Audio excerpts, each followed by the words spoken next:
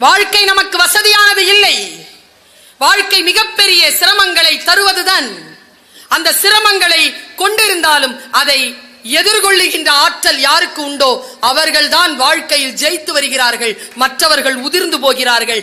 நாம் ஜெயித்து ஒரு காட்டுப்பூவாக வளர வேண்டும் என்றால் சொற்களை கவனமாக கேட்டுக்கொள்ளுங்கள், சொற்களை கவனமாக உச்சரியுங்கள், சொற்களை கவனமாக படியுங்கள். ஏனென்றால் ஒரு சொல்லுக்கு பின்னால் மறைந்திருக்கக்கூடிய பொருள் வேறு தன்மை உடையதாக இருக்கும். ஒரு சொல்லுக்கும் இன்னொரு சொல்லுக்கும் இடையிலே இருக்கக்கூடிய வெற்றிடத்திற்கு சில பொருட்கள் இருக்கும். அந்த பொருட்களை முழுமையாக புரிந்து கொள்ளுகின்ற ஆற்றல் உங்களுக்கு வர வேண்டும் என்று சொன்னால் நீங்கள் வாசிப்பு பழக்கத்தை கையில் எடுத்துக்கொள்ள வேண்டும். சொற்களோடு உங்களுடைய உறவை மேம்படுத்திக் கொள்ள வேண்டும். அதற்கு உங்களுக்கு புத்தக வாசிப்பு உதவும்.